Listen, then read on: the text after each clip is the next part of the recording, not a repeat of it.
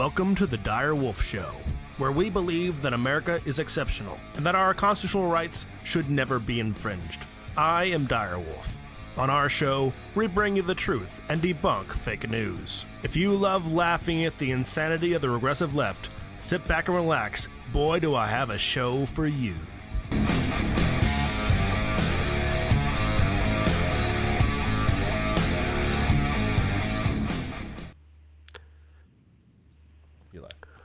Welcome back, Wolfpack. Dire Wolf here for our weekly news recap, which is not very weekly.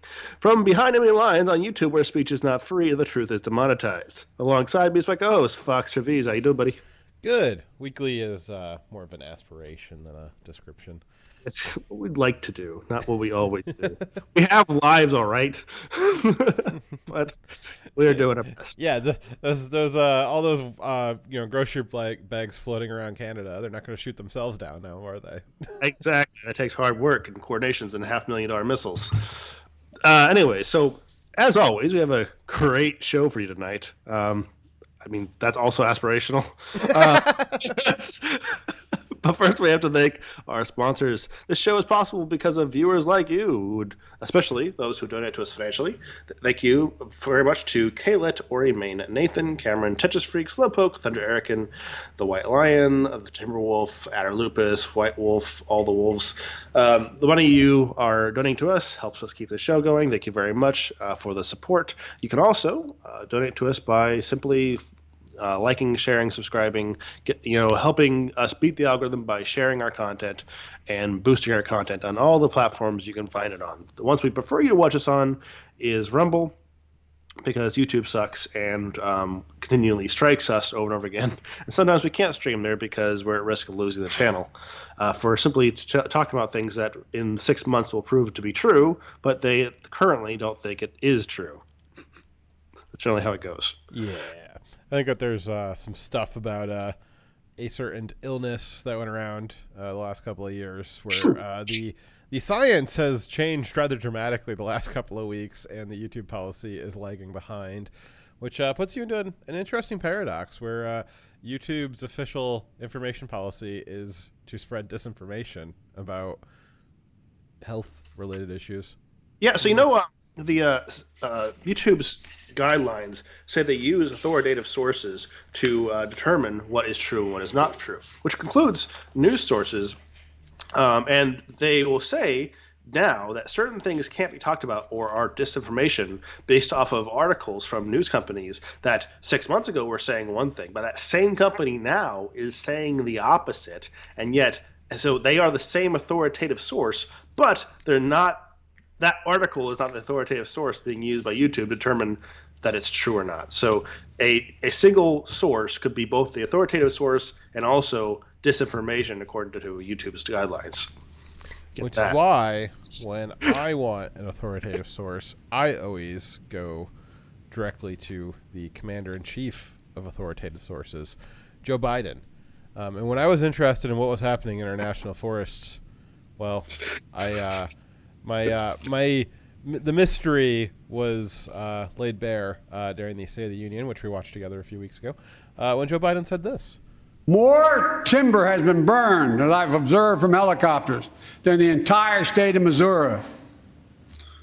I didn't realize that the state of Missouri was a unit of measure for timber, but apparently it is. And we have burned more than one of them underneath Joe Biden's helicopters. Yep. Is that like the square footage of an average tree's base? No, a Missouri is a unit of measure. It's approximately 700 timbers.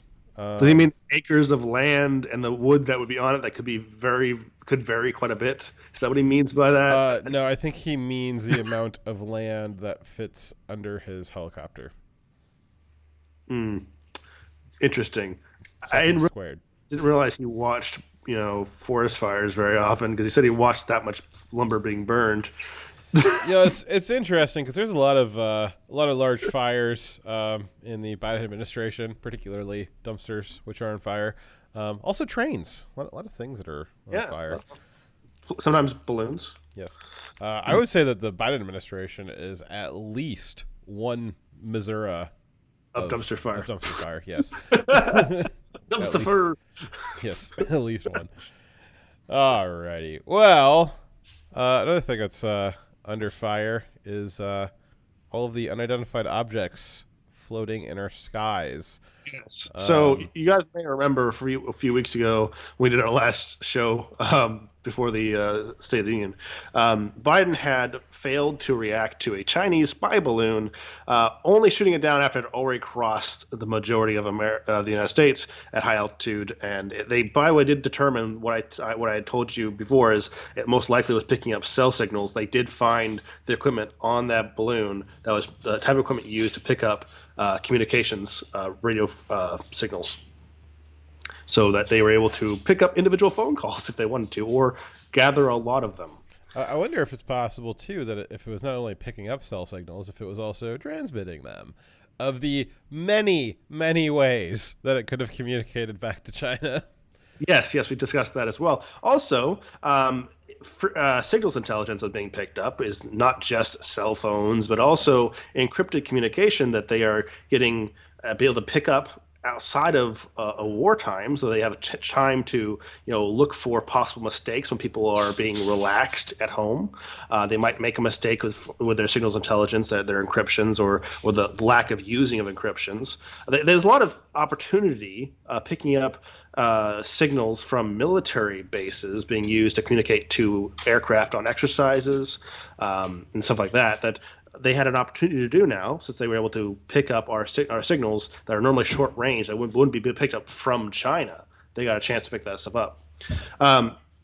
Anyways, so since then, within a week of the U.S. shooting down that spy balloon, they shot down 3 more objects that they claimed they could not identify. Objects is loosely defined. Yeah, they called them objects, and then otherwise known as UFOs, unidentified flying objects, and claiming to not know anything about them, not knowing what they had shot down, what the flight characteristics of them were, not knowing how they were propelled, or in some cases saying that they demonstrated flight characteristics that were abnormal, but then not defining what that was. I would say, what is your frame of reference for abnormal? Saying the speed and altitude of a balloon is abnormal to a fixed-wing aircraft.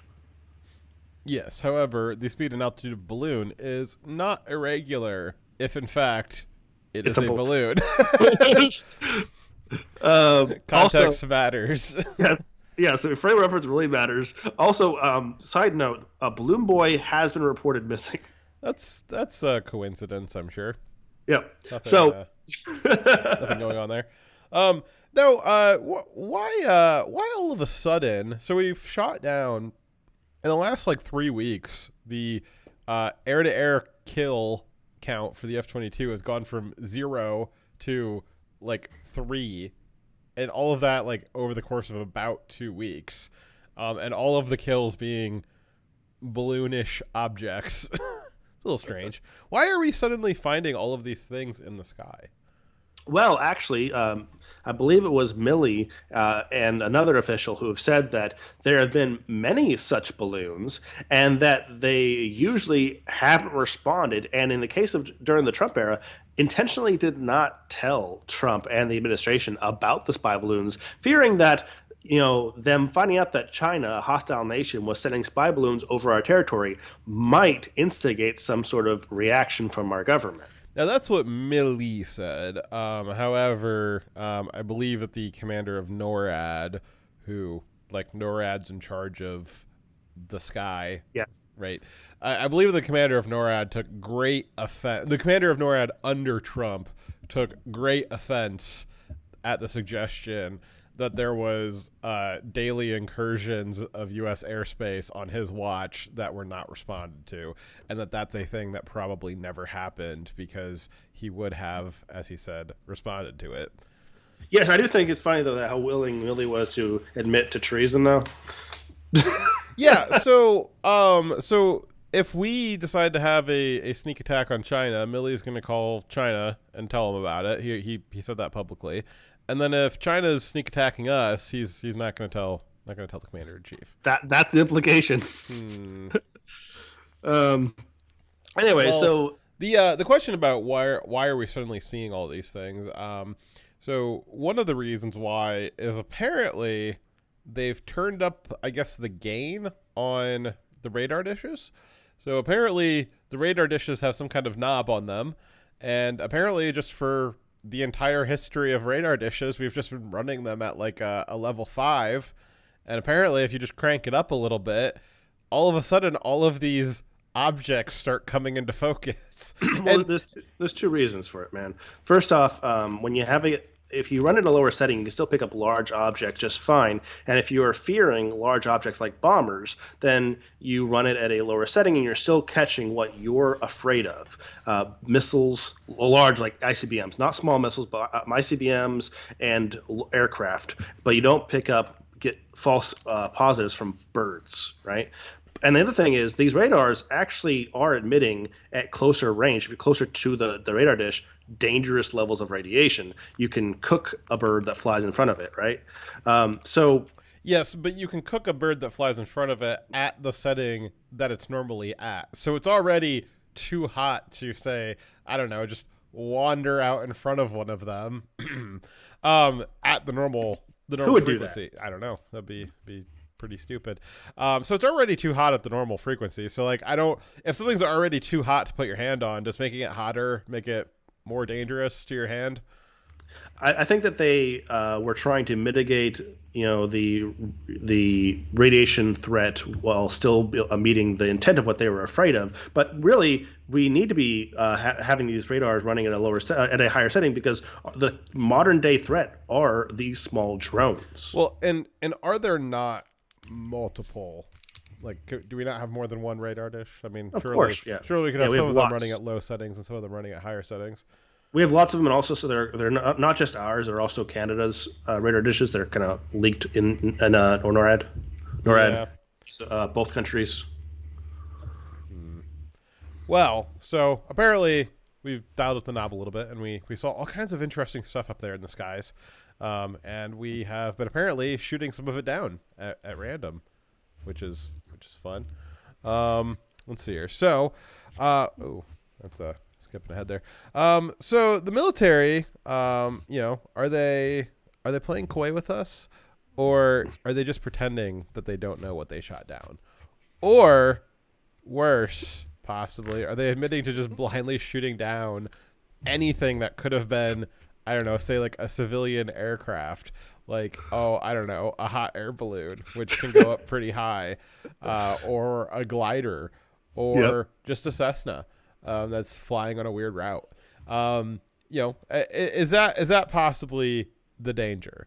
And calling them UFOs seems to be, I don't know. So somebody seems to be getting something out of calling them UFOs, because there was multiple outlets very soon after all of these shoot down incidents that were saying, "Oh, military sources." Well, who's giving you sources? They're all saying it's UFOs. Well, who said that? Because Dyer, I'm sure you can attest to, when you're doing an air-to-air op and you shoot something down, usually the planning for that and the debriefing from that are usually classified. It's one of those things that's born classified. And somehow multiple media outlets were getting leaks from these debriefings hours after they happened, and all of them were saying the same thing: UFOs. Yeah. It's very it's almost like it was a coordinated disinformation campaign. Yeah, I feel like it is a loaded term that they know is going to be a distraction. And the whole lie of UFOs in the first place was a U.S. Government encouraged lie to hide the fact that we had experimental aircraft. Well, let's not go too far there. They definitely encouraged that lie. In any case, let's read this article, which is actually the basis for that story, about where the UFO claim came from, or what they're talking about with these three objects. Alrighty. So, pop up. All right, a top U.S. general is not ruling out aliens. Come on. They are probably aliens, right? I mean, it's people from other countries, right? Unmanned. Yes. So. After military shoots down 3 UFOs. Didn't you guys change like the term like UFO is not the term anymore? Phenomenons, yeah. Oh, it's an unidentified phenomenon. Yeah. But that's or anomaly, sorry, not. What's that? Anomaly, sorry. Anomalies? I think I made an anomaly. I'm going to look up what the new term is. Sorry, yeah, but once you identify it as an object, you just don't know what kind of object it is. It's no longer an anomaly. It's an object. Aerial phenomenon. All right. I think it's UAPs, yeah. All right, so the U.S. Air Force general overseeing North American airspace on Sunday said he's not ruling out aliens after a string of shoot-downs of unidentified objects. Asked whether he had ruled out an extraterrestrial origin for 3 floating objects shot down by warplanes in as many days, General Glenn Van Herk said, quote, I'll let the intel community and the counterintelligence community figure that out. Which typically, like, when it comes to aliens in the intel community, usually it's like them figuring out how they want to lie to us. So yes. I think he's saying more than he means to say there. That's disingenuous. Yes. He doesn't believe that there's any chances we're aliens. Correct. I haven't ruled anything out, Van Herk said, added Van Herk ahead of U.S. North American Aerospace, Defense Command, and Northern Command.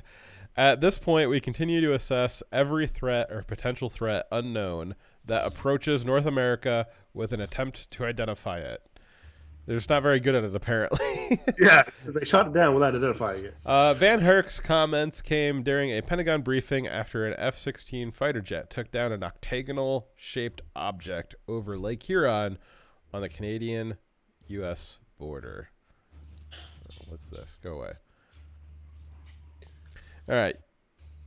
The mysterious object had strings hanging. Ooh. That is mysterious.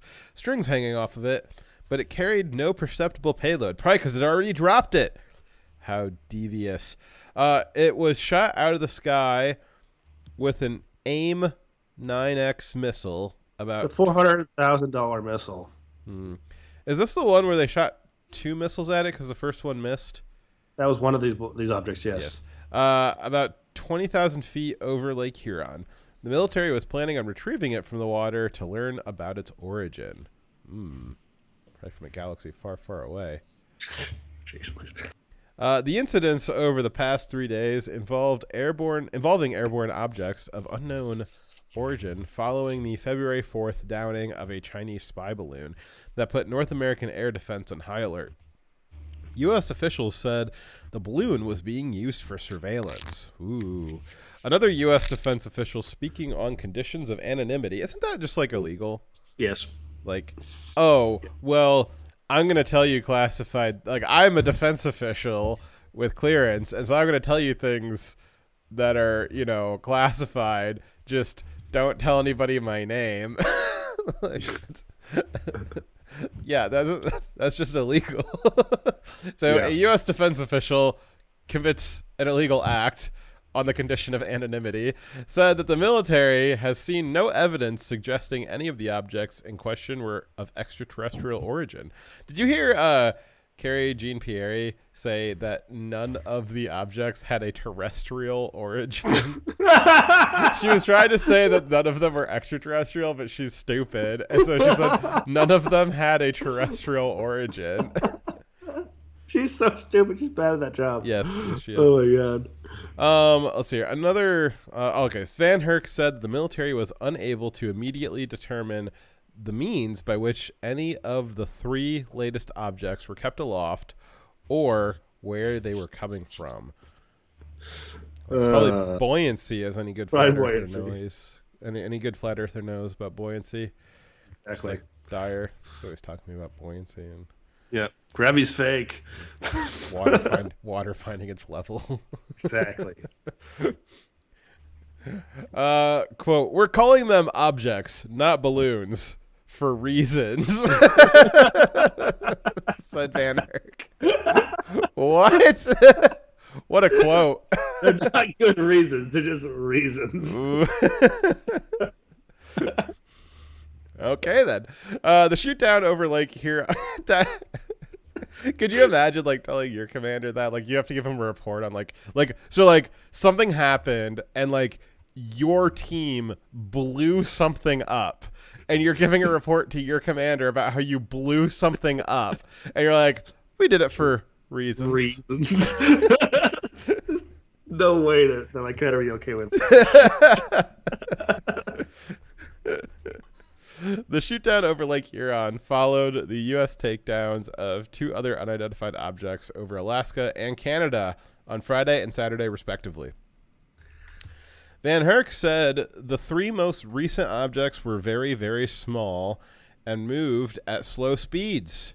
The incidents came as the Pentagon has undertaken a new push in recent years to investigate military sightings of UFOs, rebranded in government parlance as unidentified aerial phenomenon, or UAPs. There you go. Yeah, Dyer, you don't even know what you're supposed to call them. How are you going to report them? So these tiny little balloon objects probably were not very inexpensive to put aloft, but then one of them took $1 million of ordnance. So I think the one that was near Alaska, that was potentially one of the hobbyist balloons. Basically, what these hobbyists figured out is that these, like, the foil balloons that you get at, like, the Dollar Tree, apparently, if you refill them with a mixture of hydrogen, they're very stable at keeping pressure, like they don't leak, and they're pretty durable. And essentially what happens is that they've got neutral buoyancy at something like 30,000 feet up in the jet stream. And so what people have been doing as hobbyists is they've been just buying these like dollar balloons, filling them with a couple dollars of hydrogen, and then putting a ham radio with the GPS on it, and they just float it up in the jet stream. And then it goes around the world a couple of times, and the ham radio every now and then just blurts out its GPS coordinates, and people can keep track of it. And, you know, it's a fun little hobby thing. And I some of the balloons they've gone around the globe like 12 times or something, as what they were saying. And so one of these unidentified phenomenon may have just been a phenomenally good deal on a Dollar Tree balloon. I feel like I now have the intense urge to release like 10,000 of such balloons. Yes. I think one of them, I think releasing one is research. I think releasing 10,000 is a terror attack. Because that would look like a very large object. Could you imagine the mayhem on like the radar system if we just released 10,000 radar reflective balloons into the air at altitude? Like, I feel like even talking about that hypothetically, I feel like I probably need to stop. Yeah, I am not going to do that. I'm just saying there's a... Imagine how bad that would be. Imagine how bad that would be, yes. And, all right, and at the cost of only $10,000. Only $10,000. Well, maybe 30,000, but then it cost them how many missiles to shoot that down? Jeez. 10,000 times 400,000. All right, so the government's efforts to investigate anomalous unidentified objects, whether they are in space, the skies, or even underwater, has led to hundreds of documented reports that are being investigated, senior military leaders have said. Dyer, have you ever seen anything strange up there? Nope. Oh. Nothing strange. You're just not looking. Is it not strange to you because you know all about the aliens and you just can't tell us? Yeah, it's not strange. It's completely normal. Yes. You're like, as I just said, not strange. Alrighty. Anyway, let's move on. So, we also found this insane article on Yahoo News saying that, quote, spy balloons aren't a threat to national security. The Ohio train derailment is. Now, the real thing is that both the train derailment, which obstructs our ability to transport resources and also like completely made a biohazard out of a town, that is a national security issue. But so are spy balloons, and trying to say that the spy balloons are from China, one of our adversaries, is not a national security threat is insane. Well, my favorite part about the leftist claim that the balloons were not a national security threat is that they literally had to shut down the airspace over the Carolinas because the balloon was in the way of civilian air travel.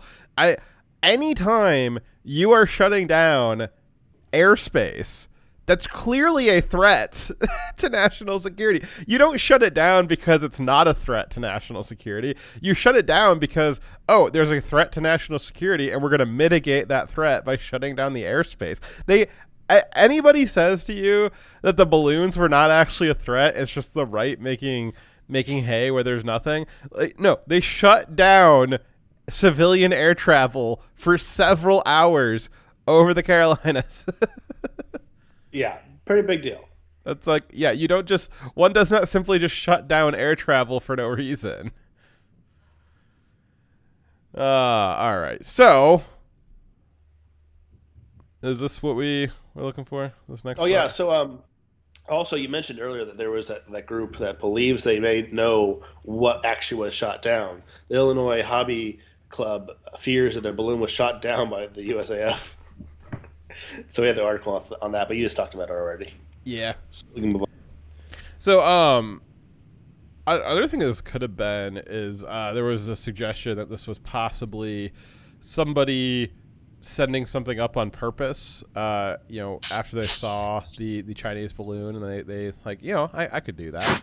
And as evidence for that, there's an example from the 80s where an inactive volcano up on a mountain, some guys, for April Fool's Day, they took a bunch of tires up to the top of this mountain and lit them on fire, and there was quite a bit of panic as people from the ground noticed this quote-unquote inactive volcano beginning to smoke.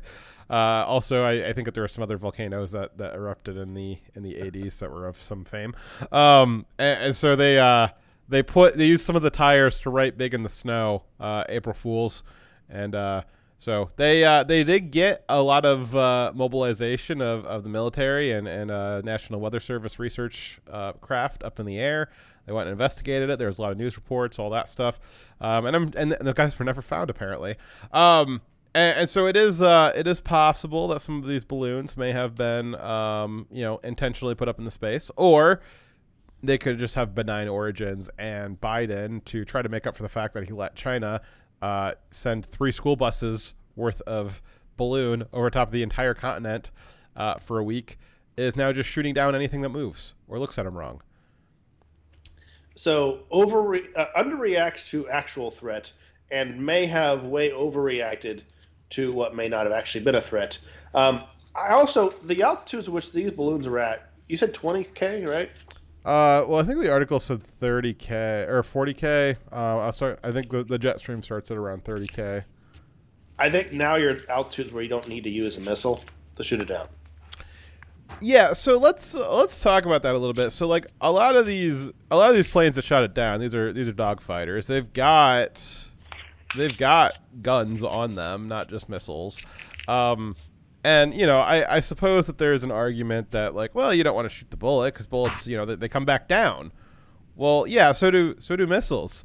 And one of the balloons, the $400,000 missile that we shot at it missed a balloon, which was relatively stationary. They haven't found it yet, apparently. I don't know that they can, because apparently these missiles, once they're shot, I guess they just go ballistic, and you can't track where they went. I guess maybe it's a little, I don't know, maybe it's too much to ask that you put a tracking system inside of a missile that's going to blow up anyways. But, in the off chance that it doesn't, it might be nice to know where it went. And for $400,000, I would think that there'd be, room for that in the budget somewhere. And should the missile explode, like likely will, either where it lands on the ground or when it hits the object, balloon thing, it's going to create lots of shrapnel. But a bullet it's only one piece of shrapnel to worry about. Yeah, so apparently this went off into, like, the wilderness of Canada, which, thank God, a lot of wilderness over Canada. But apparently shooting it with a missile that's the status quo. Like, that is the operational parameters that they have for these, regardless of where they are. So this could have easily happened over middle America, and that missile could have easily just landed somewhere randomly in America. Which... Now, I get that a 22 or F-15, F-16, those are flying very fast, and shooting at an object that's very small and very slow might be hard with the main gun, right? But there are other vehicles that are slower and could have shut it down without having to be one of those aircraft. Like we have our own drones, we have the A-10 that can go very slow. They also could have got a better look at these things. They weren't going anywhere. They were going very slow. They could have taken the time to figure out what they were before they shut them down. I guess on a side note here, am I to understand that Joe Biden launched a missile into Canada and like blew up some small part of Canada with a missile? I may stand corrected on my opinion of Joe Biden if he is beginning the invasion of Canada. I mean, I think I might actually support him on this one. Yeah. All right. So I guess we, yeah. So don't say Dyer and I are ideologues. We're capable of changing our opinions here in real time. You just saw it. So if this is in fact an excuse to invade Canada, then I support it. All right. Okay, let's move on to our next story. Which is not an excuse to invade Canada. Trains crashing. All right. So, invade Canada. Yeah, so it's been a few weeks here, but as you guys may have heard, on February 3rd, a train carrying lots of goodies and ice cream.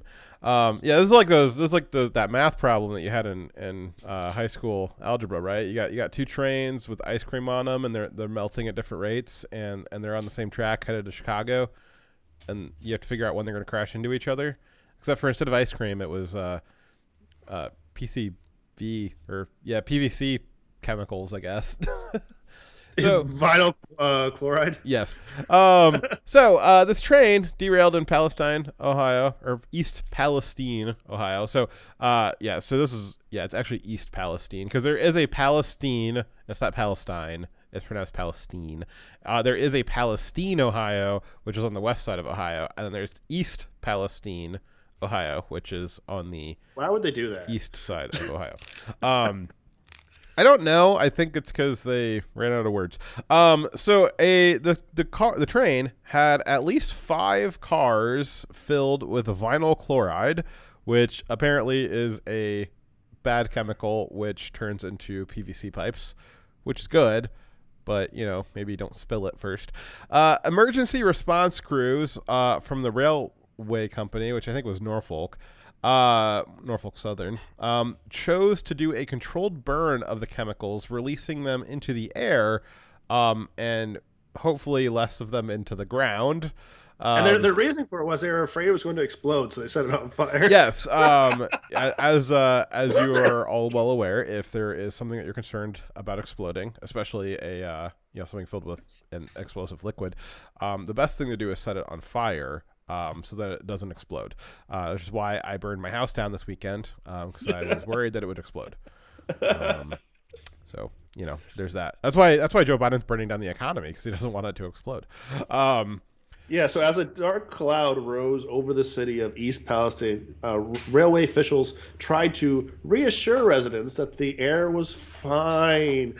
Go about your business, no big deal. Thank you, honey, for the food. Love you. Despite those reassurances from officials, many residents say they continued to be frightened of the potential harms, which they say had impacted humans and wildlife alike. Well, impacted wildlife is interesting. Yeah, that's an interesting way of saying that, lots and lots of wildlife just died. There was it was pretty tragic. Apparently there's a lot of foxes in that area. And not anymore.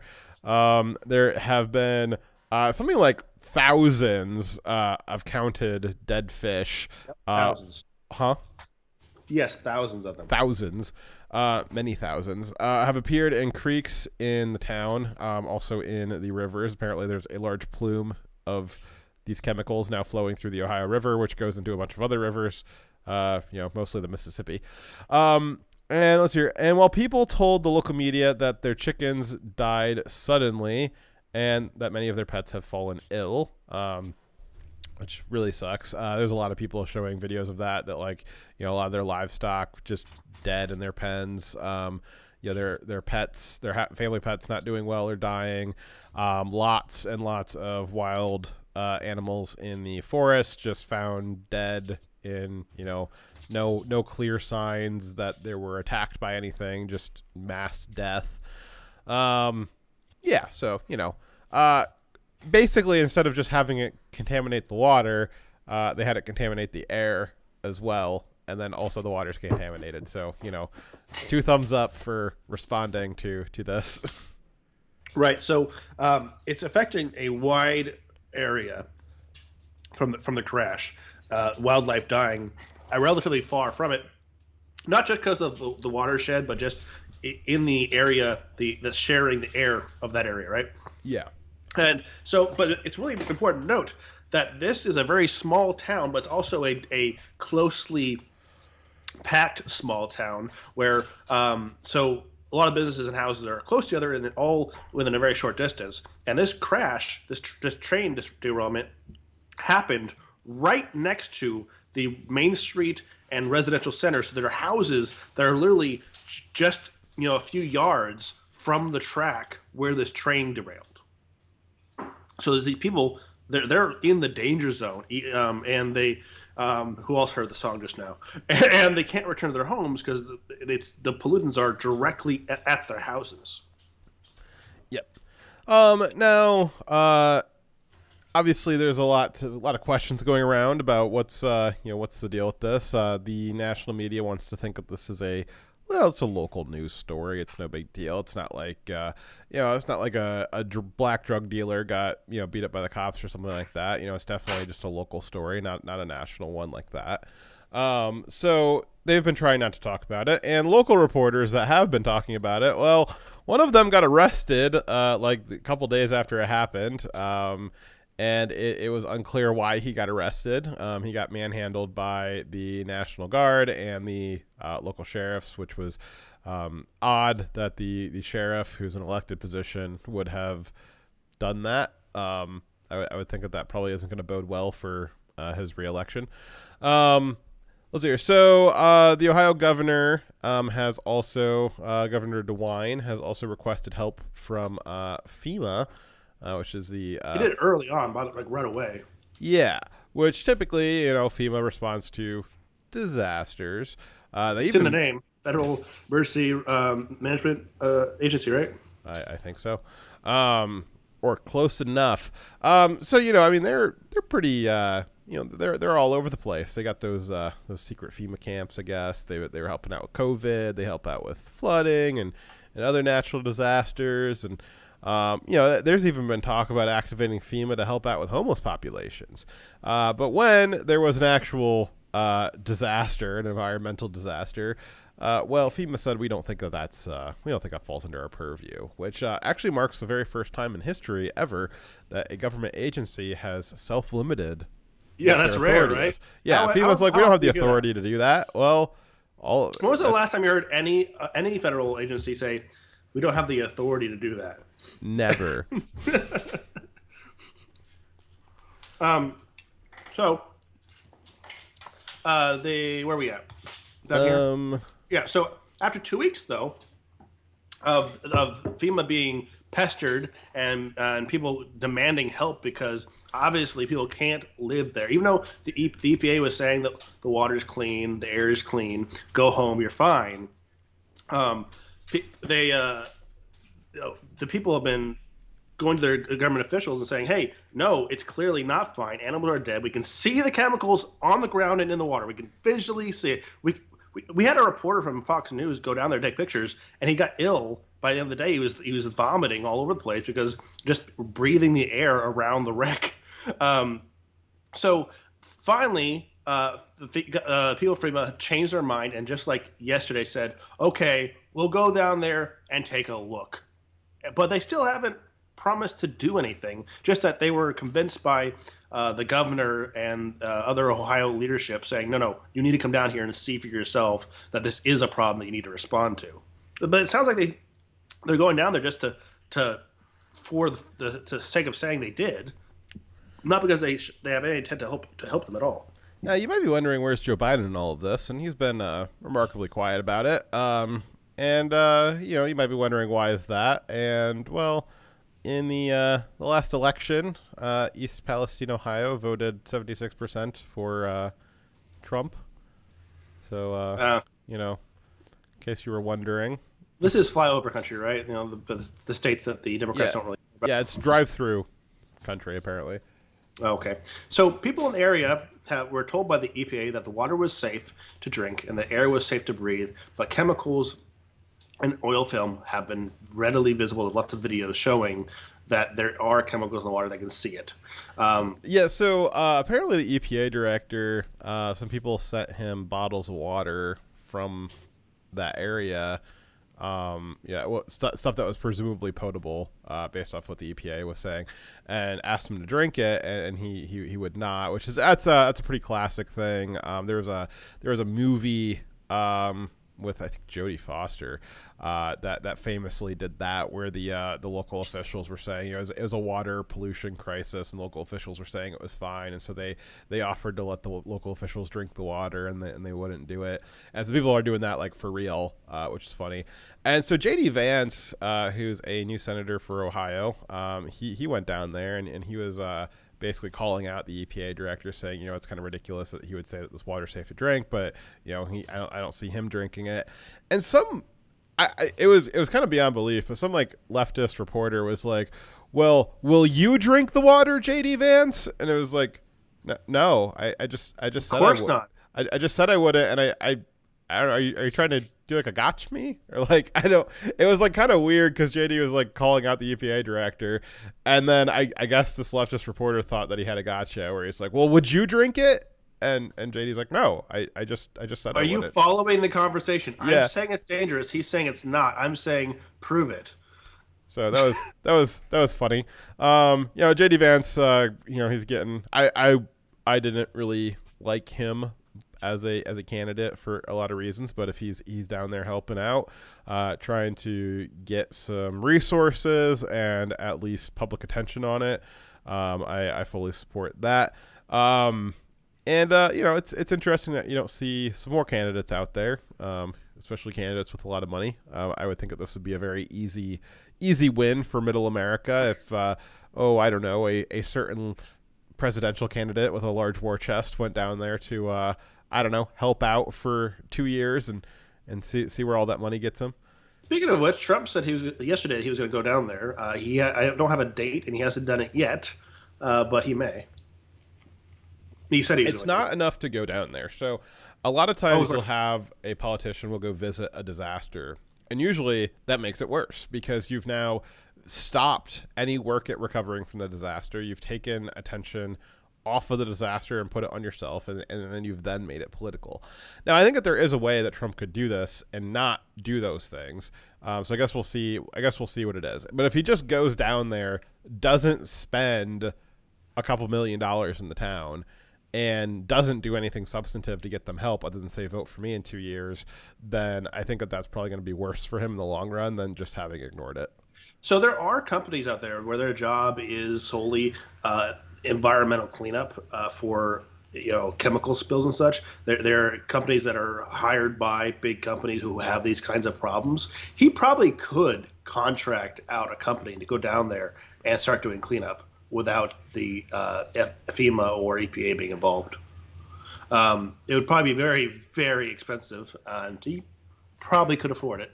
Well, I mean, you've got, and we're going to talk more about the presidential candidates later, but we've got a laundry list of people who've recently declared, and none of them are going to get to the office, but all of them are going to spend like collectively $1 billion to lose a presidential race.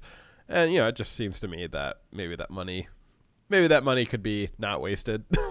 Yeah, I think it'd be smart. Another person from the Biden admin that you think would be responding would be the person who's responsible for the Federal Transportation Agency, right? Because they oversee the railroads and tracks in America, right? You would think. Maybe Mayor Pete Buttigieg, who says he really liked trains his entire life. he took 10 days to actually respond to this, which seems like ridiculous since it's in his wheelhouse. It's a crisis that's in the news related to his job, and he took 10 days to respond to it. And then when he finally did respond to it because of the pressure of people saying, "Hey, where is the booty judge?" And he said that his lack of involvement was due to there being 1,000 train derailments every year, and this is kind of commonplace. Yeah, that's not a big Which deal. I think is ridiculous. What's Okay, that? I will take just for a second. I'll take the premise that there are 1,000 train derailments, and not to say that this is a bad thing for you to be okay with. I'm just gonna take for a moment and put that aside. That he's kind of highlighting how terrible he is at his job, but let's say there is 1,000 train derailments a year. They aren't all this serious. There was 3 more in this week. One more from the same company, from Norfolk Southern Railway Company, and that also involved chemicals. But in those other 2 derailments that involved chemicals, the cars that were derailed that did not derail, that had chemicals, did not derail. So the hazards did not spill. They did not get released into the environment. They did not go into the water table. They did not get put in the air. They did not catch fire. No one died in those, and they didn't happen right in the middle of a residential center. So these are not the same thing. Yes, there are many derailments, but not all derailments are the same. A derailment could also just be a single car, which is still serious, having a single wheel pop up off the rail, and the train was going slow enough that it didn't cause a derailment, and they were able to stop it. Now, right? I'm going to take the counter side of that, and say, well, so like a bad derailment like this is going to start the same way that a not bad derailment starts, where a single wheel pops off the track. And so you might be able to imagine a probability formula where what's the probability that something bad like this is going to happen? Well, it's probably going to be related to the probability that a wheel jumps off the track.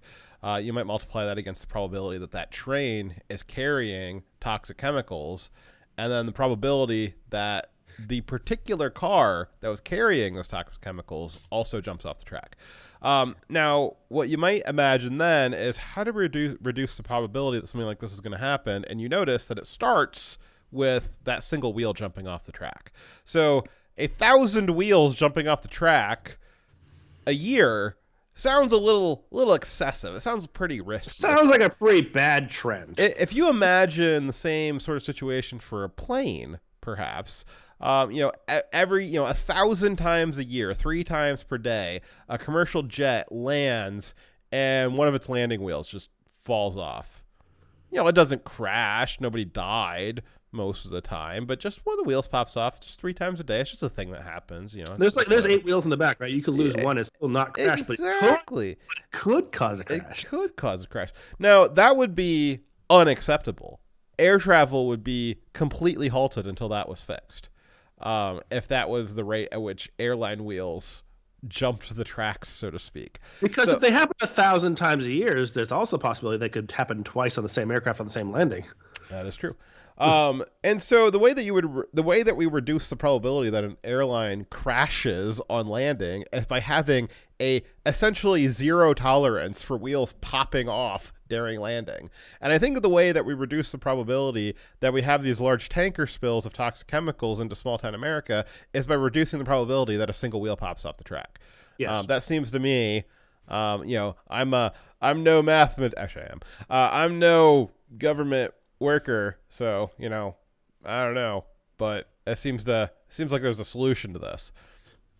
Yes, I couldn't completely agree that the 1,000 derailments a year is not okay, and he shouldn't be okay with that, and that it is a sign of a systemic problem that needs solving. But his reasoning that, because this is common, that this does not require my response. This is not like the other derailments. It is the most severe derailment we've had in many years. Yeah, it's kind of like a certain heart ailment that has been linked uncertainly to a certain injection that people have been getting recently. And, a lot of people are saying, well, a lot of people got the shot and didn't have any heart issues. I'm not concerned about the people who didn't have heart issues. I'm concerned about the ones that did. I'm not concerned about the trains that jumped the track and didn't cause a giant chemical spill. I'm concerned about the ones that did. Yes. Now, the company, like we said before, Norfolk Southern Railway Company, chose to burn the chemicals and release them into the air rather than to clean up the chemicals in a more responsible way. Apparently, the governor of Ohio and of Pennsylvania, because so East Palestine is like right on the border. It's like of PA and Ohio. It's like right outside of Pittsburgh. Apparently, the governor of PA and of Ohio both signed off on the burn. And they're in some, they're rolling that back now, saying, "Oh, well, we weren't fully aware of, they lied to us. Not our fault." So you have to prove that they actually lied before I believe that, because I think it's far more likely that you sign off on something you didn't understand than actually being a lie. Like, you'd have someone tell you something that is completely factually true, but because you don't understand what they're saying, I mean, that's why you could think, okay, that sounds okay. But you shouldn't be signing something you don't understand, right? So I might believe that, but that doesn't make it okay. What's also interesting is I think the same week or the week before that this happened, there was some major legislation close to Joe Biden's heart that made its way through Congress about burn pits.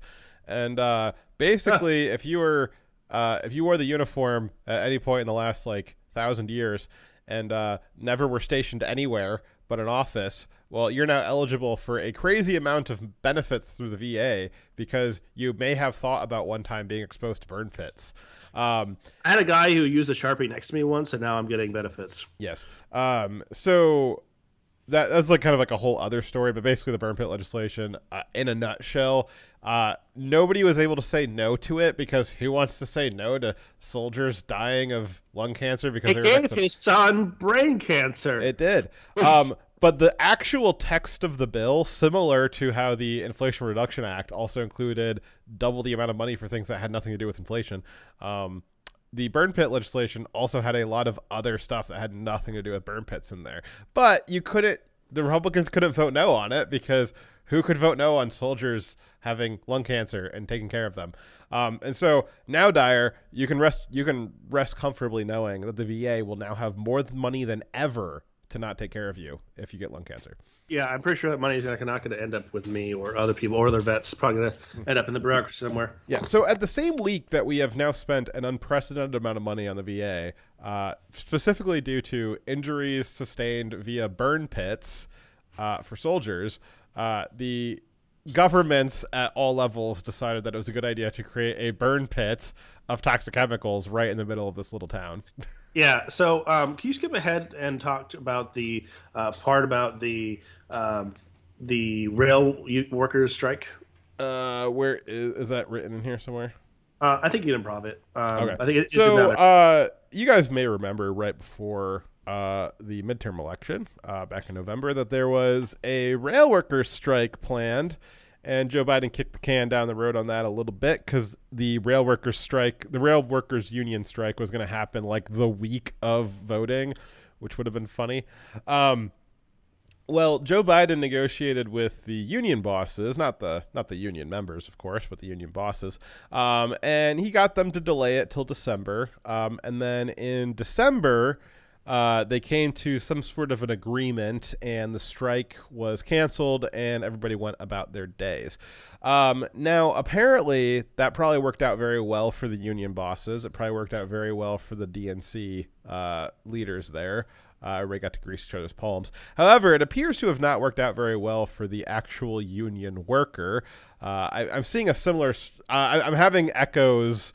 flashbacks back to the pipe fitters union, aren't you there, Dyer? So the actual effect for the workers on the ground, the reason why they wanted to strike was because they were short-staffed, severely short-staffed. You had guys that were supposed to be working 8 to 10 hour shifts now working 12 to 16 hour shifts, and because of that one of their jobs is to inspect the wheels before a car goes out onto a trip.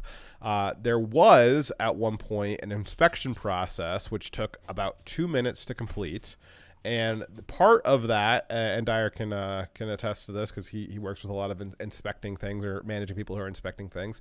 Part of that is that people who were inspecting the tires shouldn't be inspecting the tires for more, or the wheels for more than a certain length of period, like more than like 4 or 5 hours at a time, because you start getting numb to the things that you're looking for. You're just going through the motions if you're doing it for too long. You're not actually looking at the wheels. You're not actually evaluating whether or not they're safe or good to go. Because of the shortage of staff, and within the last few months, Norfolk Southern had changed their process for how they inspect wheels. Instead of taking 2 minutes, it now took 1 minute and 30 seconds. And instead of limiting inspectors to 4 or 5 hours of inspecting, they could now go for 12 hours at a time for inspecting. And that's because instead of I don't know what Joe needed to do with the rail union. I think the entire idea that there's a union and that a private rail company has their workers negotiating with the president of the United States and the elected party, I think that's all like very strange and weird, and that's probably like a much deeper problem. However, directly related to Joe Biden making that strike go away, well, the work had to be done by somebody, and apparently it wasn't. And well, it's strange. It's a coincidence that a couple of weeks after they reduced the standards for inspecting wheels, we have a wheel jump the track. It's weird. It's a coincidence. Michael Knowles this week, he had a great quote, which I'm definitely going to steal, is that he's not a conspiracy theorist. He's a coincidence noticer. And I would say that was a coincidence that I certainly noticed. Yeah, same. All right, so let's move on to this. Which part? Where you're at. Alrighty, so Norfolk Southern Railway Company scheduled a town hall event last week where they hoped to allow residents time to ask questions and ease their fears. But on the day of the event, representatives from the railway didn't show up, saying that they feared for their lives, probably because of the, maybe the town people would string them up or something, as maybe they should have. Let's see here. So instead, they had booths where pamphlets, like info packets, like you're at college or something like that, where they handed those out to the residents. And apparently that did not go over so well with the residents of the town. They were a little upset at how that was handled. Yes, but everyone was upset, and the mayor as well said that instead they were going to this travesty of an event. They were going to have everyone get into the local high school gym, and they're going to have he was going to do the best he can to answer any questions he could, but he was also fed up with the company being too cowardly to come down and see the victims of their own crimes. So, if one of the issues here is what does your city do? What happens if this happens in your city? So like my city's got a lot of railways going through it. I'm sure a lot of you probably have a similar situation. And do you know what your city would do? Do you know who's in charge if something like this were to happen? Because I'll tell you the answer to that. It's nobody. Almost never are you going to have, unless you had a really, really good city council and mayor, are you going to have any kind of disaster plan for something like this? Nobody's going to know what to do. When this happened in East Palestine, nobody knew what to do.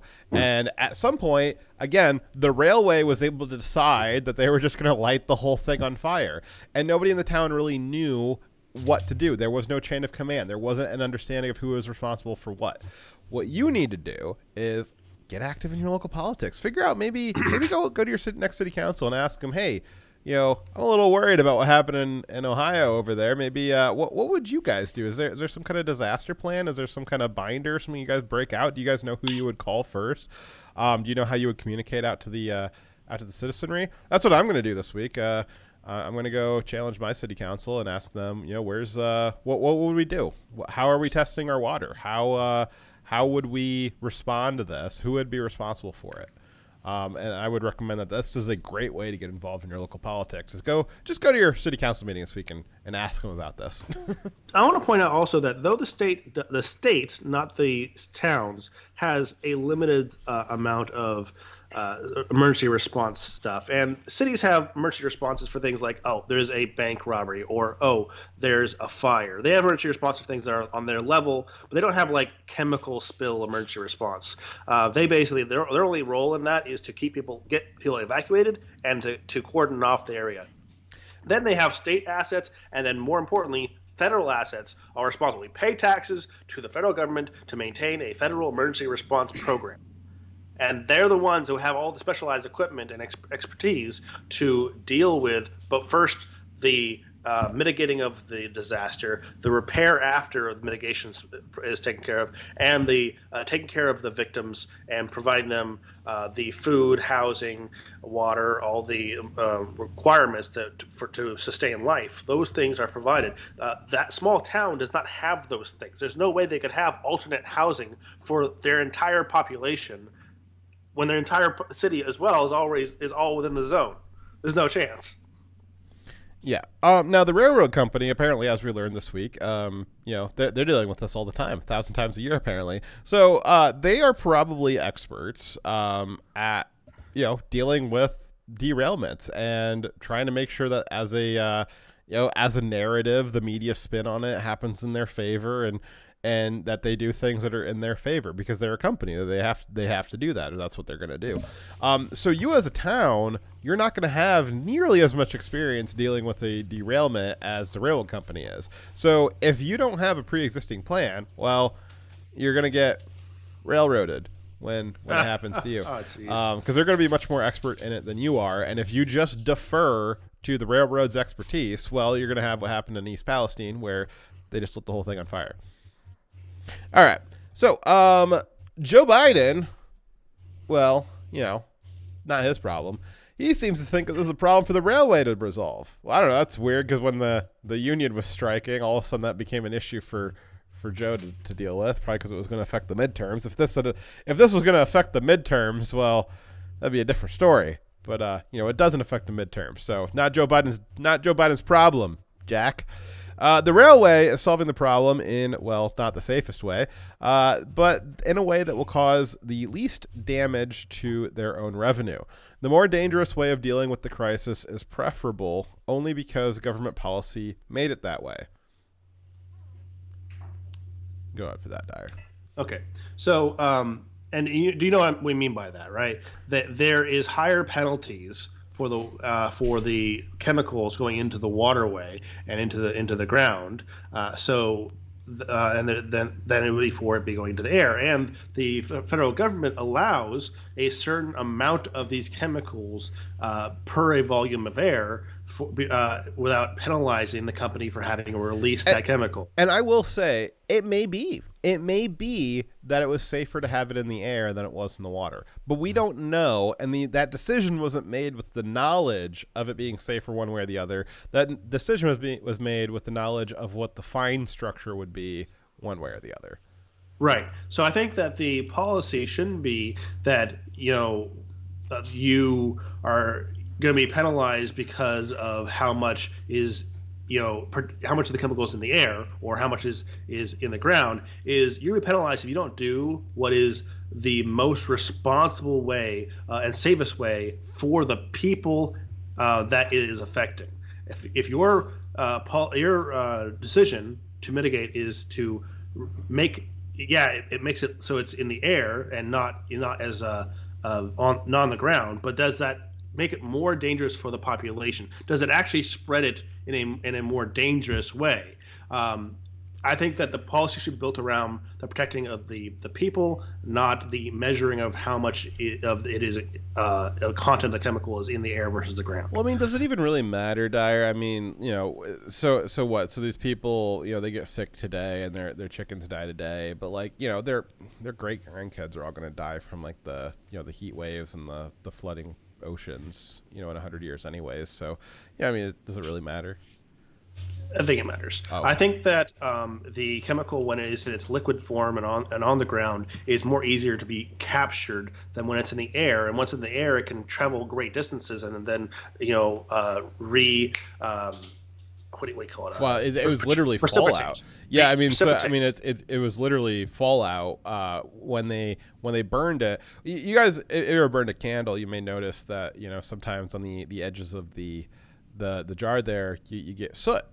Well, what's that soot? That soot is unburned wax, because when the wax burns, some of it does actually react, but sometimes it's just going too fast, a little too hot, and it just shoots unburnt wax up into the air, atom by atom or molecule by molecule, and then that wax coalesces and captures a soot, or it falls back out of the air once it cools down a little bit. Well, that's what happened with this chemical spill. Is when they lit it on fire, a lot of it burned, but a lot of it just shot up unreacted into the atmosphere and then fell back down later. Further away. Yes.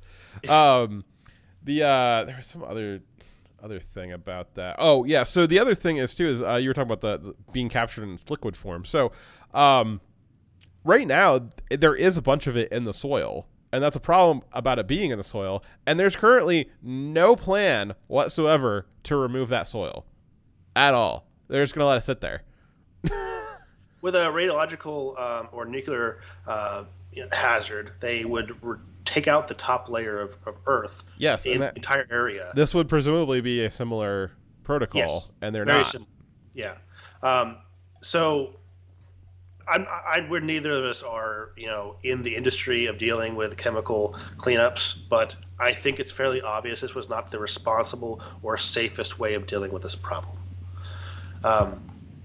In any case, the mayor of Palestine and local officials are had to coordinate their own third-party testing of water and air and soil, because there was no federal or state support for them to actually get test results from not the company that's trying to avoid getting sued, of whether or not the water and water, air, and soil are even safe to be around.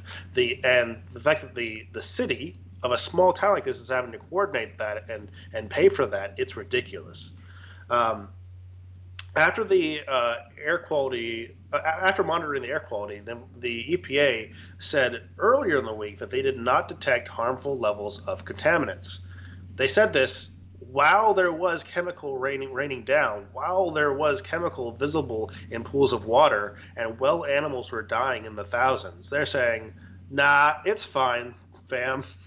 Yeah, so there was that video going around of the stream when they threw a rock into it, and then JD Vance did the same thing with a stick, where he poked the bottom with a stick, and the water looks normal to start with, but as soon as you disturb the bottom, all of a sudden these rainbow oil slicks come to the surface, and it's because that chemical is really heavy and it sits on the bottom. And one of the speculations is that the testing that said that it was quote unquote safe was doing surface testing, and they didn't go down to the bottom of the water column. And maybe the surface of the water doesn't have very much chemical in it, but that water gets mixed around at all of a sudden there's a ton of chemical in there. Mm-hmm. And there's no way that a water that's slicked rainbow with chemical is there's no way that that's safe levels. I highly doubt it. So it has also been monitoring air inside hundreds of homes, and said it found no chemicals in those homes. Yet there's a lingering smell of plastic everywhere. Exactly. So there's a strong smell of plastics and animals and people getting sick in the area in high quantities. So I think that it is hard to believe that they actually are doing testing or correct testing. So while officials at the event acknowledged that toxins from the derailment had been deadly to wildlife, particularly fish, as we said before, the heads of the Ohio's health department, Bruce Vanderhoff, told the crowd at that town hall that wasn't told the crowd that the concentrations of toxins in the air and water supplies were far below what could harm humans. doesn't sound like no chemicals. When you're saying what it really sounds like they're saying is it's the legally acceptable level, which is not okay. Another weird coincidence that was noticed was that about 3 to 6 weeks before this happened, the CDC updated their page on vinyl chloride, and it was noticed that the things that were changed, that article had been stable for about 17 years. It had the same article on their site about the dangers and the protocols around cleaning up vinyl chloride. Well-known, well understood chemical. And so they had a lot of protocols and procedures for the health ramifications on humans and what the levels were and how to clean it up and all that stuff. And they did an alteration to it a few weeks ago, first time in 17 years.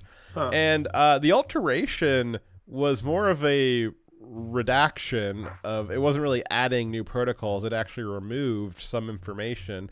Apparently, if you go to archive sites, the information that's removed deals with safe levels for children and safe levels for regular human consumption, and removes suggestions for how to clean it up.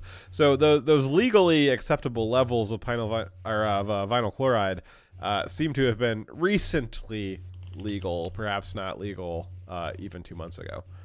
Weird. Another weird note about the event is that there was a book and a movie based off of the book that was produced not that long ago, like a couple years ago, called White Noise, which was about a train derailment in a small city in Ohio, causing an airborne toxic event, which, not saying there's any kind of conspiracies here, just a very funny coincidence. There's another movie called White Noise that's about like ghosts and like the static of TV screens. That was scary. I couldn't watch it. This is not that movie. Oh, okay. So I know this has been out there kind of as a meme around this event. No, I don't think this is a false flag or some kind of conspiracy. It is an odd coincidence, but until evidence is provided, now, I would say otherwise. I'm not saying that this is what happened at all, but what if this was that rogue missile that missed the balloon? I believe those happened. Distance. Yeah, I think those happened at the wrong time. But what if? I don't know. Where a lot of things going, a lot of crazy things going on lately. It went into space. Got into a nice orbit that came around and came out here. Yeah, that's it. You think it doesn't have enough? No reaction to get to space. I don't think so. It didn't have any. It was just as absurd to say that traveled from Canada here to here. Well, I don't know. I don't know what the stats on those things are. Oh, right. Anyway, so the reported cause of the derailment, as we talked about before, was a wheel bearing on one of the train's cars becoming overheated and failing. Presumably the part of the bearing that was inspected during the extra 30 seconds that was cut off. Exactly.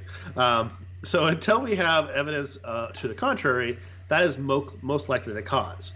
Inept government policies, inept company failures of personnel to do their jobs properly.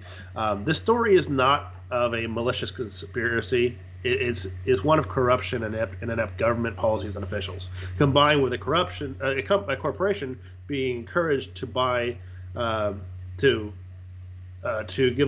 get profits over human lives. So I think that's what more the story is about. Mostly about the government corruption. I think that the government policy is encouraging them to do something that's dangerous for the community, for their bottom line. I also, I think it's a story about infrastructure. Yes. I think that I think if we just had another, maybe a third or a fourth $1 trillion infrastructure bill, I think that would probably finally fix this. I think that you're thinking too small. You're not thinking about enough trillions of money not really. We need 10 trillion. We need 10 trillion going towards BLM, projects. Yes, that will help. Yeah. So you had the infrastructure bill under Obama that was, half of it was used on buying solar panels that didn't go anywhere. Under Biden, you had another infrastructure plan where most of it was not going to actual infrastructure. It was going to like child care and building statues of strange things to George Floyd and all that sort of stuff, and rebuilding overpasses because they were racist. But we don't have any focus on the infrastructure that matters. So I don't know. There's kind of like a longer story of our empire collapsing there. It's not anything that happened in the last few years. It's something that's been happening over the last few decades of, just a lack of focus. If you have a lack of focus about the rail system a couple of years after it's built, well, it's probably going to be fine. But if you have that lack of focus in perpetuity for decades, well, you're gonna get this. Yep. All right. You just want to move on? Yeah, we covered all this. Yeah, I think we skipped some stuff, but we can just keep going. Cool. Yeah, let's go to the last one. All right. So, the economy. It's going swimmingly. It's that time of the month again, and it's the consumer price index number has come out for the month of January 2023, and what do you think it is, Dyer? It's not good. That's what it is. Yeah, it's probably not great. Yeah, it's not. So the actual result of the CPI was 6.4% annualized inflation, which is up quite a bit from the 6.2% projection. Those forecasters don't seem to be very good at this. They seem should be fired. Yeah, they it's more normally if you're forecasting something, if you have a good forecast, it should be about half the time underestimating and about half the time overestimating. How many times have we done stories in the last 2 years, Dyer, where the forecast for the CPI was over what the actual number was? Almost every time, actually. No, the other way around. No, sorry. I meant it the other way around. Sorry. Yes. They're usually saying it's going to be lower than it actually is. Usually quite a bit. So beyond probability, they are wrong. Yes. And that implies they have a bad model, or they are not using a model. Not using one, yeah. So those, So now this 6.4% is slightly down from December, which was at 6.5%. But in terms of real dollars that you're spending at the store, basically the difference between 6.5 and 6.4 is no difference at all. Target inflation is supposed to be 2%. Again, Joe Biden's got it at 6.4% right now. Now that's, thank God, down from the high last year at I think like 9.3. But it's supposed to be at 2%. Now there's some debate as to why it should be 2%, but we're not going to cover that right now. Let's just say that, for the sake of argument, the target is supposed to be 2 for whatever reason. So if the 2 years under Biden so far had gone to plan, if they had the target of 2% inflation, we would be paying right now about $1.04 in 2023 for something that cost only $1 in 2021 when Trump left office. That would have been 2% per year for 2 years. You'd be paying an extra 4 cents. The reality is that the 7.4% inflation in January of 2022, and putting on top of that the 6.4 inflation from January 2023, means that instead of paying $1.04, you're actually paying $1.14 for something that would have cost $1 when Trump left office. So, it's you're racing ahead a little bit there. If we were at the target rate of 2%, it would have taken 7 years for us to reach the cost of $1.14 for compounding inflation.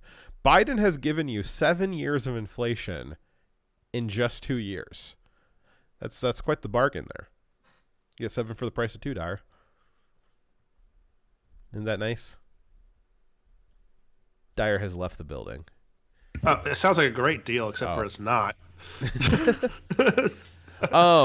Now Joe has claimed that inflation is caused by a lot of things. Basically everything that's not him spending money.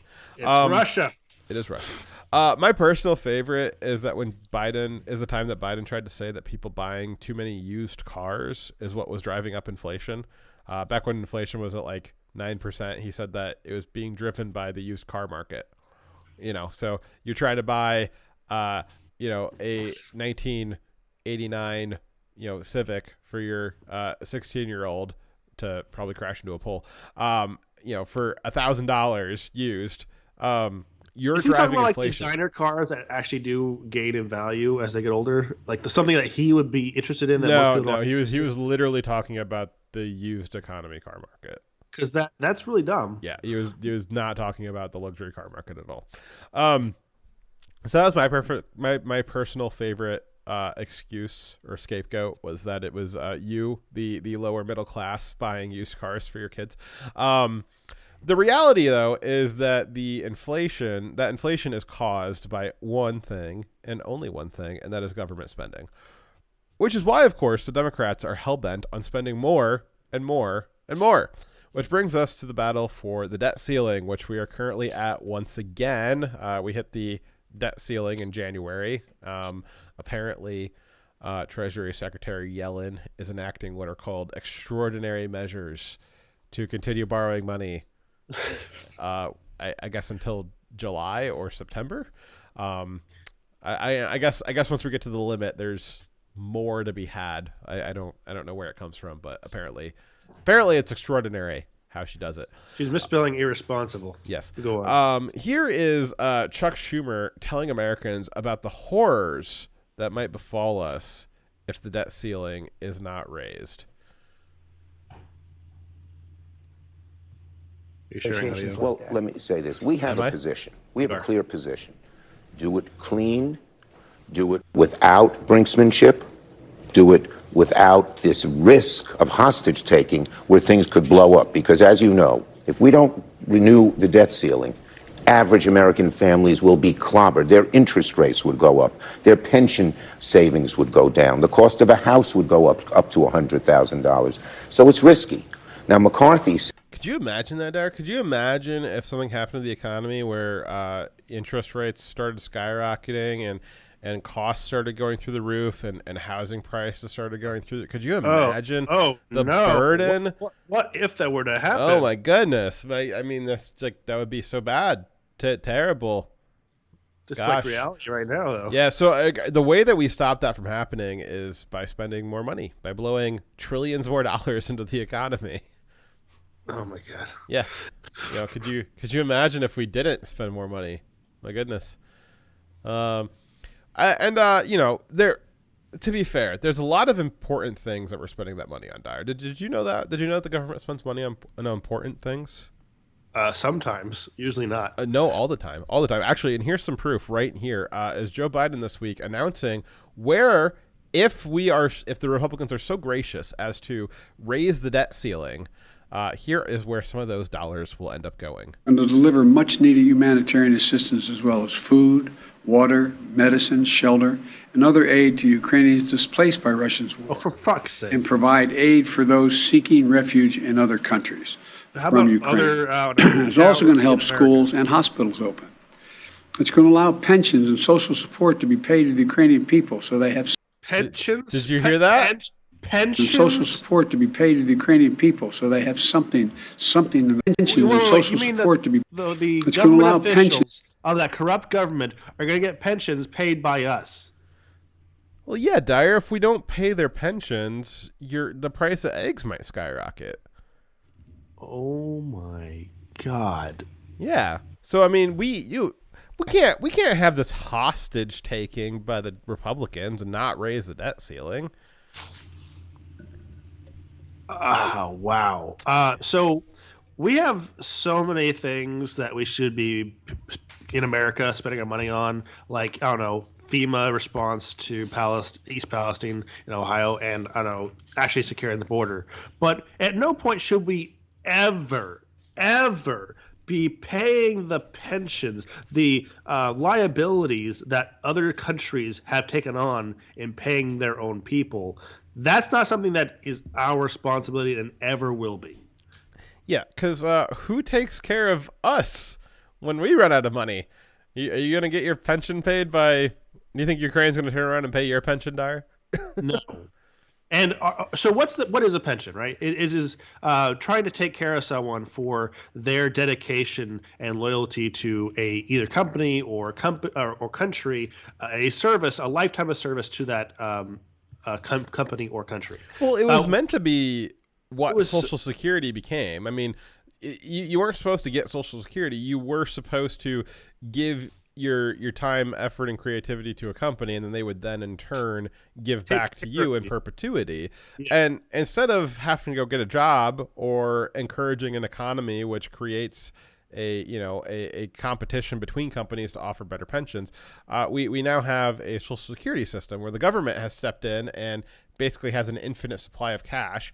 And because that happened, you basically saw the complete dissolution of the pension system from private companies, because why would they offer you a pension when they're having an extra 7% taken out of your check for Social Security, and you're already going to get Social Security anyways? Why would they also give you a pension on top of that? So these pensions that are a promise made by the Ukrainian government to Ukrainians, government officials, and people. It is not a corporation. These are government workers. So it's the Ukrainian government making a promise to take care of their people once they retired, and they're asking us to keep their promise for them. They didn't serve America. It wasn't our promise, and they weren't dedicated and loyal to serving our country and its interest. They were serving a particularly corrupt country, and often against us, as we've seen, from their recent events involving Hunter Biden and his family. They were in bed with the Biden family, working against American interests. So no, I don't feel like we those corrupt oligarchs, which have been taking Ukraine and the Ukrainian people for every penny that they're worth for the last 2 decades. If they don't, like Joe Biden said, they have to have something in their pocket, Dyer. If we don't do this, they could go without. Wouldn't that be terrible? This is insane. Yeah. So yeah, again, like Chuck Schumer said, if we don't raise the debt ceiling, well, the price of eggs could skyrocket. Wouldn't that be terrible? All right. So we had a great first 2 years with Joe. Theoretically we have 2 more. But after that, we have some options. We have reopened. I think the founding fathers called it a revolution every 4 years when we got to reelect the president.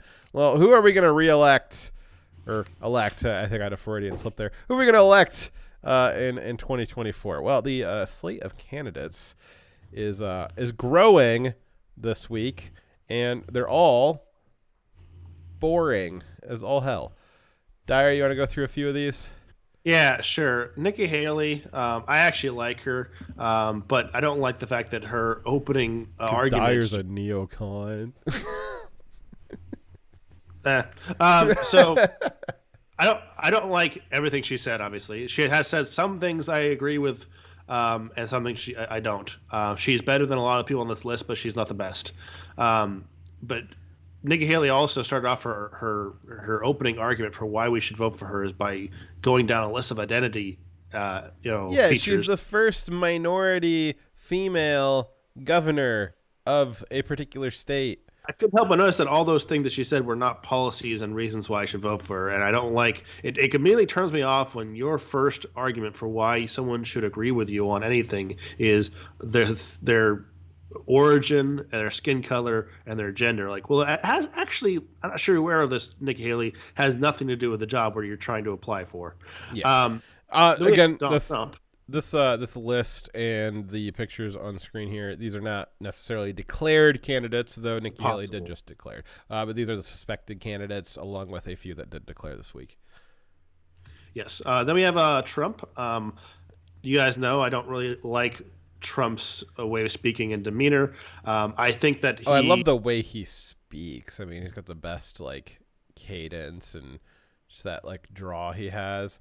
But I know what you mean. You mean some people like his word choice. His word choice. I don't like it. For the same reason, I criticize some Democrats, including Kamala Harris, for using very simplified and inarticulate language. He does the same thing, but not to that degree. He doesn't sound like he's talking to 5-year-olds. I'm not trying to insulting Trump too far, but I like the way he speaks. Right, but he did a lot of good things. But he also didn't go far enough in some areas. He also is quite old now, and I think that he is going to be a bit of a distraction over we have what I think is we have better candidates we could pick.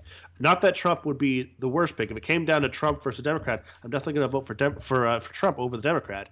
But if I could choose someone else, I personally would pick Ron DeSantis. Yeah. Trump at the end of the day, I'm results oriented. I might love the design of something, but if it doesn't work, it doesn't work. And I might like a lot of aspects about Trump, but at the end of the day, he did not get elected in 2020, and there may or may not be a lot of reasons for that. But at the end of the day, results oriented, and he did not be able to make the results.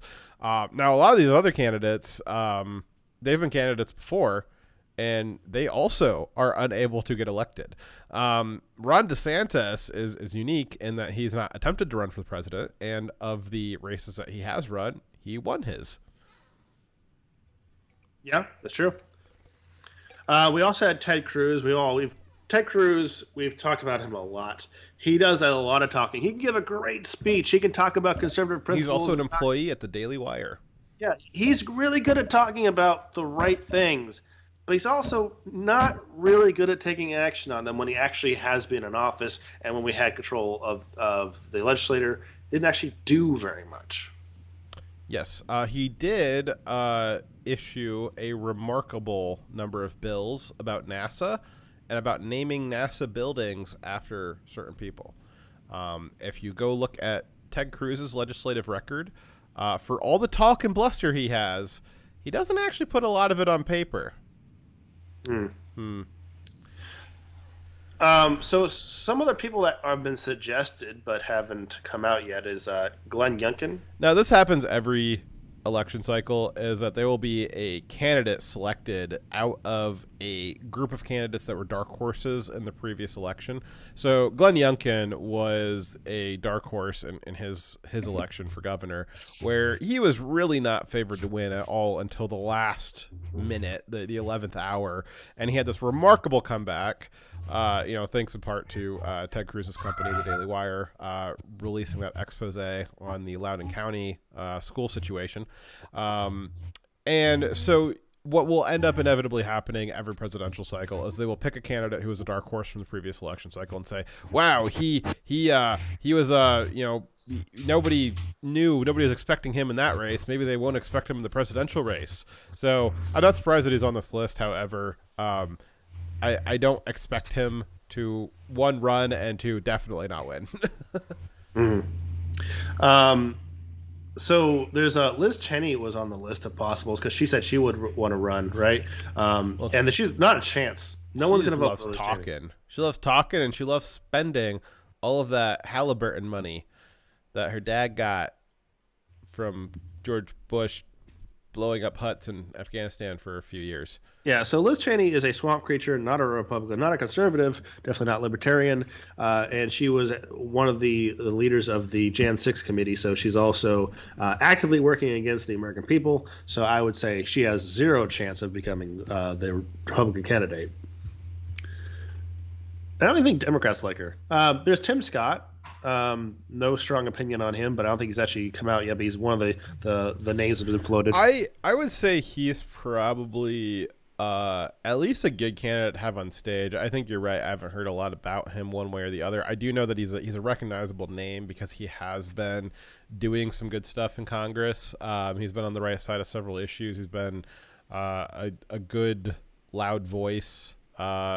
And so I don't know how that's going to turn out into a presidential cycle, but he would certainly be probably somebody's running mate. I don't think that he'd be president, but he may well be a great candidate to select from for the bottom of the ticket. Yeah, I have seen him give talking points and speeches on the House floor, I believe, or in Congress about certain issues, and I agreed with what he was saying. But that's a really shallow view of someone's policy. Just because they gave a couple of good speeches on bills that were popular doesn't mean that they are. Again, I have to look into them more. Yeah. No. There's a couple of. Now, just because you're running for president, nobody runs for vice president, right? So, like, a lot of times you'll see candidates for president, and you're like, why are you running for president? Well, because they're not really running for president. They're running for vice president. Nikki Haley, I would say, definitely falls into that category where she knows not even that deep down, she knows that she's not going to get president. But Nikki Haley is often cited as a good VP pick, and she may well be a good VP pick. She's definitely not a president pick. And so she's probably running so that she's got her name in the hat for the ultimate winner when they look for a VP. I don't know if she can pull in enough votes to actually be a good coalition ticket, where a lot of times you don't need to win, but if you control enough of the vote, you control enough of the influence, the likely presidential nominee has to pick you as their VP so they can kind of merge those voter bases. I don't know if Nikki's got enough of those. I don't know if Tim Scott would be a president or a VP, probably more of a VP pick. But that's probably why some of these people are running. It might be why Nikki Haley is doing the whole identity game, because she's trying to take away some Democrats when she becomes the VP. And it may well be successful. She may well pull in some of those moderates and left wingers, and pull them in as a VP candidate for a Republican ticket. It's certainly in the realm of possibility. Yeah. So another one we got is Greg Abbott. Now, he hasn't said he's running for president, but he is very popular on the Republican side because of him dealing with the border in Texas. He's dealing with the border in Texas? No, dealing with like he's often is criticizing Biden and saying and demanding resources. What I'm saying is he's involved in that crisis. Yeah. And he's in the same way that Texans and the rest of America are involved in that crisis. This gets into Greg Abbott suffers from the same issue that Ted Cruz has, where they are politicians that desperately wish they were commentators, like Dyer and I. Apparently, Dyer and I have a very valuable position or desirable position as commentators, where a lot of these these actual politicians, they will talk about things in the same way that commentators do. But commentators like Dyer and I, we talk about things because we're not actually in office positions to do something about it. We're kind of aggregators of public opinion that will eventually filter the way up to these politicians to do something about it. Greg Abbott and Ted Cruz are in positions to do something about these things, but all they want to do is talk about it. Again, Ted Cruz actually works for the Daily Wire. Daily Wire is paying a member of Congress for a show that is behind a paywall, which is, I don't know, maybe Crowder's onto something. But Greg Abbott also loves talking about gimmicky things that he's doing with tour buses, but isn't actually actioning anything on the wall. DeSantis, on the other hand, he does all kinds of things, and sometimes he has a press conference after it talking about it, but a lot of times he's just a doer. He's just doing stuff. Yes, please. So Greg Abbott, he's definitely not a doer. He's more of a talker. Another one of the problems is we got to look at the long-term effects of him being president. Like, they'd have to modify Air Force One for wheelchair access. That'd be expensive. Oof. Also, is the bunker underneath the White House wheelchair accessible? These are problems we got to consider if we're going to vote for Greg Abbott. Dude, is it common knowledge that he's wheelchair bound? No, it's not. There's somebody, like, usually when he gives speeches, it's just his shoulders and up, or his torso and up. They don't usually show the chair. Yeah, I don't know that it's common knowledge that he's in a wheelchair. Most people don't realize he's in a wheelchair. Not that is a problem. Chris Christie also would require some modifications to Air Force One. Yeah, like one of those little chairs that goes up the stairs for you. Who the hell's Larry Hogan? Do we know who that is? Not a clue. But apparently he's in these pictures here. So all right, Chris Christie, not a chance, not a VP, not a good candidate, not a good speaker. If you need someone to shut down a bridge, you know who to go to. Yeah. I don't think Chris Christie's going to run. I'd be surprised. Let's see here. Mike Pompeo. I've heard that he's got a lot of interest in running. I don't think that he has the correct kind of charisma. Not that he doesn't have charisma, but he doesn't have the correct kind of charisma to win a presidential race, or even necessarily be a VP pick, even though he might be a good VP pick. And I say that because he's got a very militaristic style.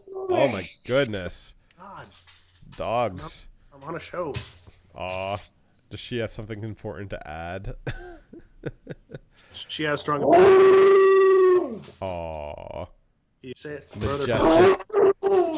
We've been trying for years to get Dyer's Wolf to howl on stream, and it never happens. And finally we got it. You know what? My wife just handed me pot roast. I believe that she would like some. All right, well, we'll hurry this up. Pompeo is very military leader in his speaking style, which is great. I think that he's direct and to the point. I think he has a great personality for leading. I think other members of the military and agencies as well. I don't think that that's going to translate well to people voting for him. I do think that he would be a great VP pick because he knows how to navigate the space. I think Trump's problem when he selected Pence is Pence didn't know how to navigate the space, even though he should have. Because I think a lot of stuff got through the Trump White House that shouldn't have, especially picks and the way that the picks for appointments and how the agencies were railroading Trump. Now, Michael Flynn was supposed to take care of that because Michael Flynn knew his way around the intelligence services, but the Democrats were able to snipe him out before he got in there. Pompeo would, in a similar way to Flynn, be a very good pick for VP because he knows how to navigate the space. I think a lot of my criticisms for Trump and his performance would also be alleviated if he had a better team working with him. I think some of the problems that what they got past him were because he didn't have the right advisors in the right areas. I guess the question for Trump too is, would he even be able to pick a team at this point? I think that all of the key players have said something about him one way or the other. And I don't know. I think, again, I'm results oriented. Trump had 4 years. I know he knows how to pick leaders in an organization because he's been doing that for decades. And he dropped the ball. He picked up the ball and threw it pretty far on quite a few issues, but not on all the issues. And on some of the biggest issues that matter, I would say immigration. We're at 7 million crossings since Biden took office. Like, it's crazy. That's a pretty big ball that he dropped. I think Greg Abbott is as responsible for that as Trump is. And the idea that Greg Abbott thinks that he's going to get elected to the presidency based on a strong border policy, I mean, if he was too scared to have the Texas police and guard be ordered to do the job the federal government was failing to do, if he was too scared to do that because he was afraid that he would be sued or that he would be held criminally liable for something along those lines, then he's not going to be brave enough to do what's required as president. Now, this is on the Republican side, which is, we got a year and a half here to figure out who the heck we want. The Democrats on the other side, though, well, we got to watch out for them because, man, they got some aces in the hole over here. Yeah. President Biden just turned 80. Looks like he's gearing up for re-election, but a majority of Americans, a majority of Democrats, according to our new poll, say they don't want President Biden to run again. What do you say to them? I mean, George, I think that age is more than a chronological fact, to be very frank with you. It's about thinking of...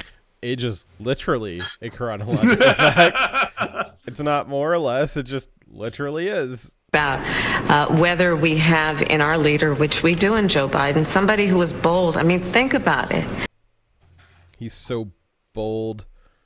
He's almost Comic Sans. Let's see here. We also had this from Kamala. But when you present the suggestion that anyone is saying that it is time for a new generation and they're running against the person who is president, and when presented as though it's an attack, I would like to let us all be clear that the attack is misplaced. If the point of it is that we need leadership that is strong, because we have a strong leader in Joe Biden. Are you convinced? Are you not convinced, Dyer? I'm not convinced. Okay. So earlier I referenced trying to speak of someone who trying to think of someone who speaks with ineloquently and with simplified language. I referred to Kamala Harris and Trump at the same time to get to as like comparing Trump does them. it on purpose to be understandable. Kamala's doing it because she's like at the edge of her capability for speaking. Even when saying that, like, okay, this is going too far. I didn't mean to insult Kamala's Trump. like a radar on 11, and this is the best performance that she can do. Trump's like a radar on 5.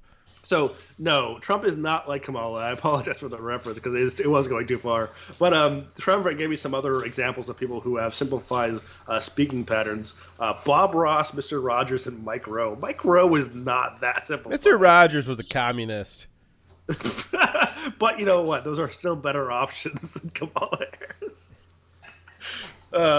Anyways, this is we're into the show, right? Yes, this is the end of the show. Okay.